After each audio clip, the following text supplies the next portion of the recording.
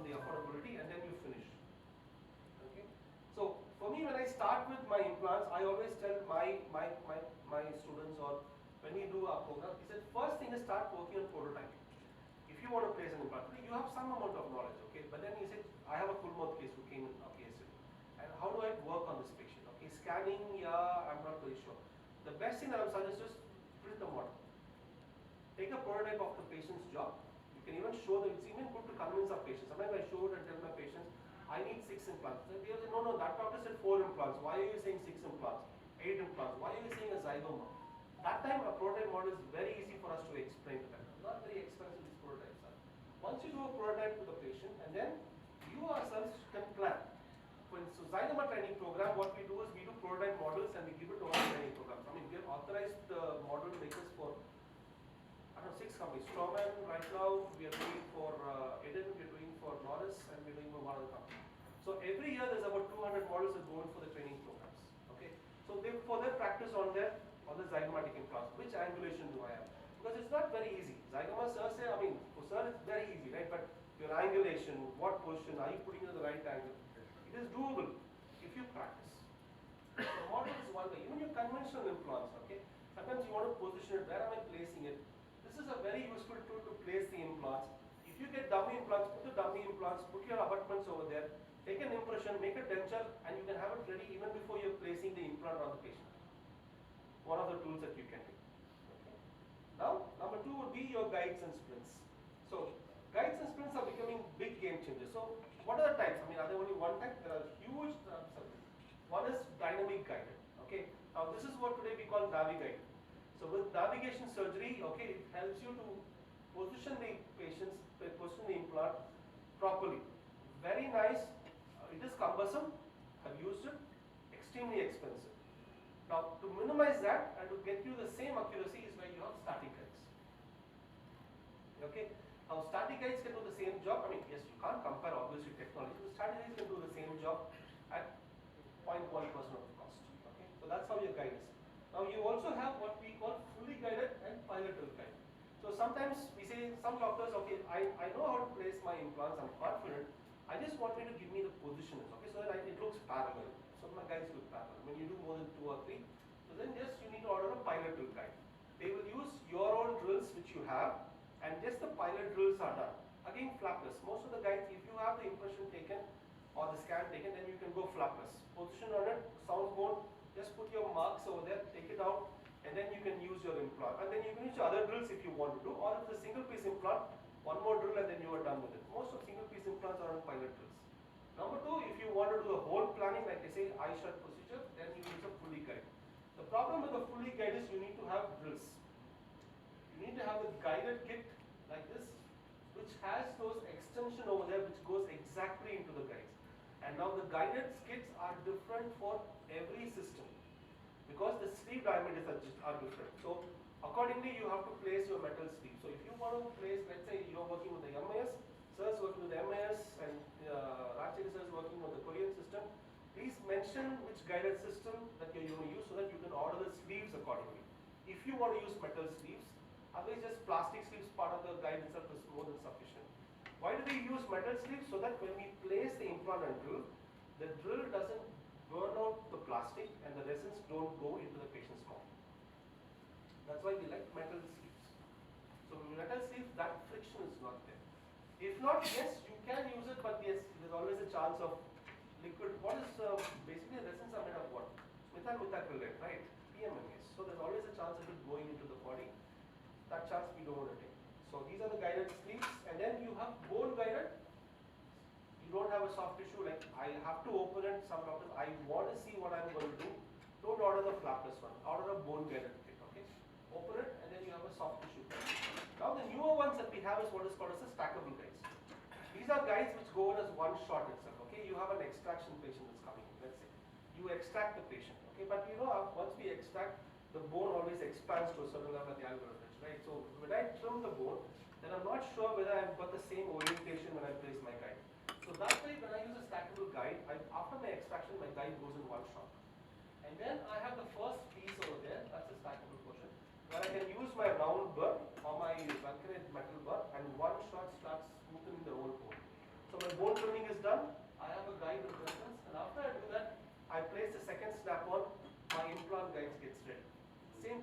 cannot change it. Because when you start doing it as two separate guides, what happens? There's always a small chance of error which can happen. Your guide will not sit. If your guide doesn't sit, your implant portion goes wrong, and then you will say the whole thing, I didn't plan it properly. Okay, to avoid that, stackable guides are there. Okay, they are the big difference. And finally, zygomatic guides. Today you want to place zygoma, yes, I have patience, but then I'm not very confident of doing it. Order a guide. Okay, so with the guide, what happens is we can start away straight, use the drill. You have a limiting factor over there which prevents you from going down below a certain level so that you place exactly in the zygoma. So we started, when I got trained with the Noble Biocare, so we go from the palatal approach of one side and we go all the way up to the zygoma. Okay, but then Norris and the newer kind of zygomatic implants from the Israeli system, they use a different kind of approach for zygomatic implant. So you choose which one you want, which system, order the guide accordingly. So bone trimming guides are there. So different, like I said, guides, different guides. You can choose what you want to order there. This is just a small example of how we work on guided softwares. So when we even when the teeth are there itself, you know where your planning is. So you plan your teeth accordingly, position it, and then I know where my emergence profile is. Now this is also important because ultimately implantology is tooth driven, right? It's more of postural work. Anybody can place an implant according to me. Okay. So I need to know where my prosthesis is coming in the right position. Because ultimately it's easy. The patient is paying so much of money. You need to give them good crowns, right? So if the guide, if you're planning it properly, forget the guide, at least your plan, you know exactly where your implant is coming in, you know your angulation, according to the angulation, you can choose what is the best possible occlusion that you can provide for the patient. And then this same plan can go to your lab, if you have a digital lab, and that guy can make your processes accordingly on day one. Okay? That's how advanced we have. So that's why that's the impression I said, no, that's the cast. That's the implant, that's the sleeve depth. So once I know how much sleeve length I'm coming in, my implant is decided accordingly. Same way when I do the mandible, my nerve. So I don't need to worry, that's why I said it's an I-shaped procedure. If my guide is on there, I'm not worried where my nerve is. I know it's in the same location. I know my depth, I know my angulation. So I have a depth orientation, I also have my angulation oriented. I don't need to worry about it with a guide. Do guides are needed for all cases? No. Of course not. I would not do that. I myself don't use guides for all the cases. Okay. As your hand gets practice and you're sure of what you want to do, you minimize on your guides. And then only use it for cases which you think are a full mount, extraction, immediate loading, zygomatic. You choose what you, pterygoid implants. Those guided are still safer, but for the others, please do freehand. But as you're going along the curve, choose what you want. Okay, so this is just an example of how we do it for an all-on-6 we planned it. Those were the initial guides that we used to do. This is about almost 9 years ago. See, no metal sleeves were there. So, but single piece implants, we used to try them, put them all inside, and then that's the position of the implant over there. That's how accurate you can get. So, you don't need to be, like I said, an expert to get this result. Just need to plan it properly. Now, pilot drills, these are there. So, even if you want to do a pterygoid, you can plan your guides properly all at one go. So, in my guides, even my pterygoids are planned at the same level. So I keep one position, place my conventional implants and place my pterygoid implants, and then you just take the guide out and then you drill accordingly. So you at least have a reference. Like I say, it is a guide. It is not going to do magic. It's only to guide you as to how you can place the implant. Once the guide is done and your drills are there, you're going to take an X-ray or an OPG to check whether you've done it the right way, and then you go ahead and place it. So that's a digital planning. Okay, so like I said, just to check how accurate you are and how you can be precise. That's the implant. Now for the mandible, again, this is one of Johnson brothers case. Even challenges like this. Okay, so we can do for all-on-4 guides are beautiful. If you want to do all-on-4, I'll tell you, guides are the best. You will get photo finishes with that. Okay, you get your angulation correct, and then your crowns, and then what kind of a process that you want to finish on them. That's a guide for tilt implants. Earlier, my implants all, it used to be angulated when we didn't have guides, okay. I used to always fear, okay, what if somebody sees these kinds of implants, okay, all in different angles, not like that. But today, you look at it 7 years, 10 years from then, today that's a new concept. The concept is where maximum bone anchorage is, you tilt it accordingly. It's not that you want it tilted, see where maximum bone is, you tilt it, and why tilt has become popular? The advent of multi-units.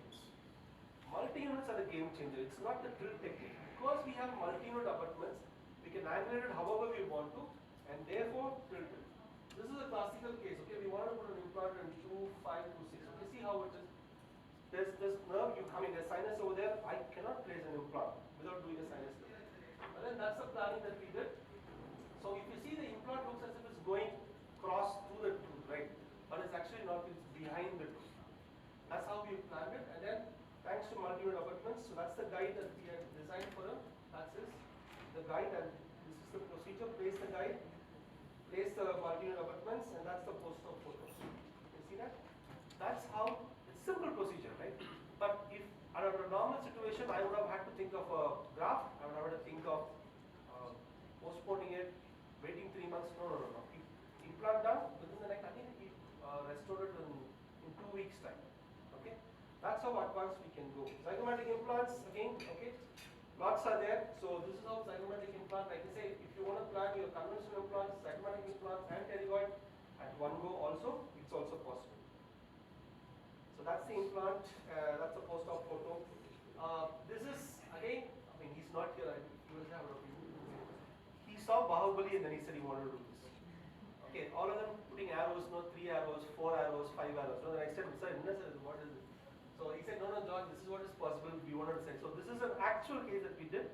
So the first, I think we did the first 3 implants, 3 zygoma on one side. And that's the patient, that's the guide that we designed him. That's the implant, actual implant placement. That's the post-op X-ray.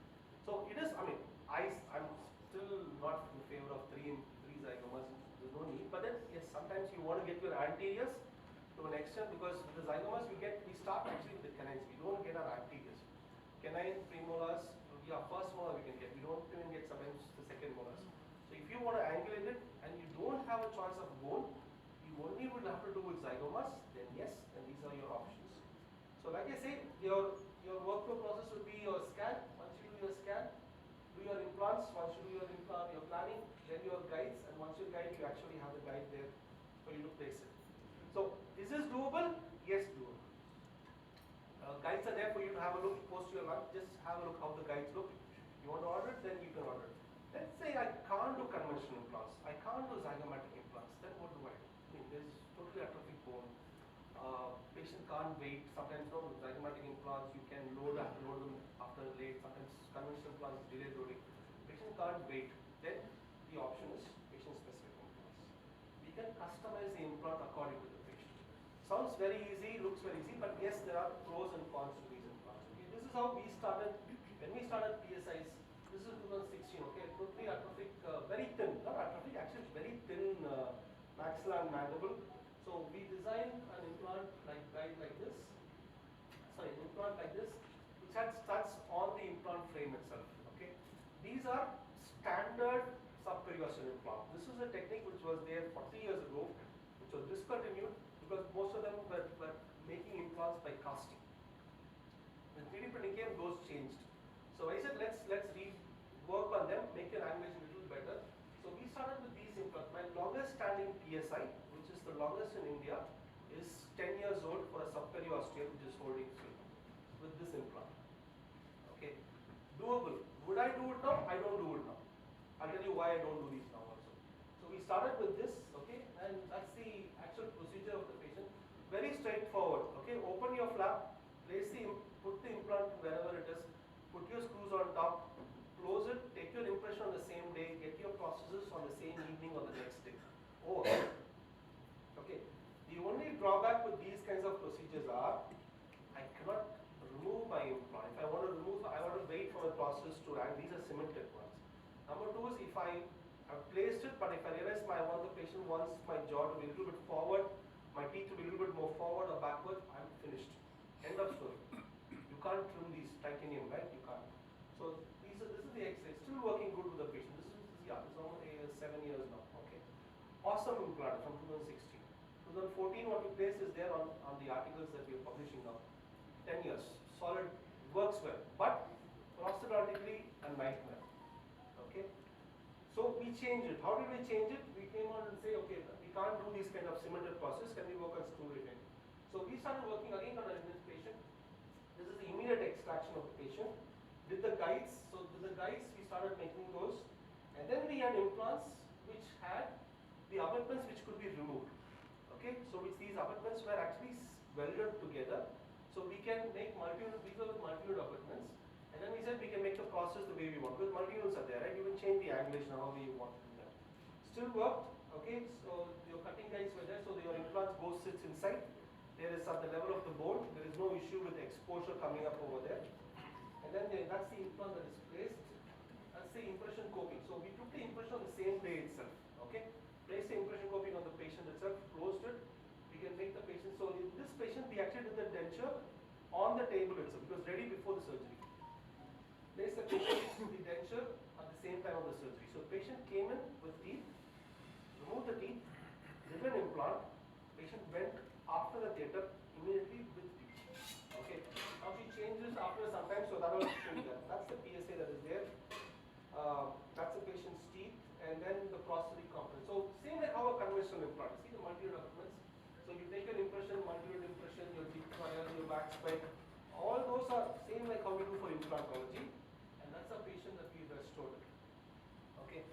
Today, 2024, is still changing. Okay, we're still evolving. Okay, you just like I said, change is the only way you can move forward. So we said, okay, how can we do it better? This is a patient who came to us 2 months ago. A patient actually who had a squamous cell carcinoma, and they had done the whole margin mandible was removed, and he had a radial forearm flap. Okay, so because the flap was there, now there was too much of bulky soft tissue. Now bulky soft tissue is a nightmare for you, for any prosthodontist, because you don't know how the software is going to work.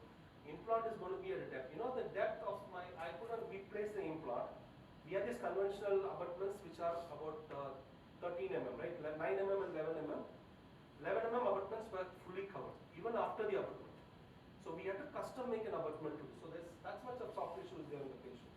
So this was after we extract, so virtually we extracted it, worked on a plan. Patient had mouth opening was good, but I couldn't move beyond that bulge that you see at the mental nerve because of submucous fibrosis. Okay, post-cancer. You don't want to be very aggressive. Patient wants 100 things. Yes, he wants to eat, he wants to bite, but then yes, we had limitations. So you planned it, and that's how the cutting guides are designed. So you make the cutting guides accordingly, you design it, place the implant, design the implant. That's why these are patient specific. So the main angle is at the zygomatic bone. So again works on the concept of as bone resorbs, your anchorage is more at the basal bone, right? So we worked on the basal bone concept, but made it a little bit more aesthetic. And then with the anterior implants, that's the guide, metal guides. So we had plastic guides when we started in 2016. Now we've gone into metal guides which are still of titanium. I mean, these are, do you need a specialist to do it? Yes, you need a specialist to do it. Do we do it under GA? No, I do it under LA. This patient was under GA because it was an insurance claim. So insurance claims this. So the entire money came in from the insurance because it was a resection post CA. That's it. That's the wax trial. That's the final process that we did, and that's the patient who did. That's the patient's X-ray. Okay. Doable. Okay. Would you do for all cases? No, because there are classical. I mean, this is another you call patients. So you can do it for a variety of patients. Okay, but there are indications. Arthritic maxillars, you have compromised internal segment. You want to load immediately, conventional implants are failed, you have no choices. Yes, you can do it. But you can't do it if you don't have good soft tissue. Because soft tissue is the biggest enemy.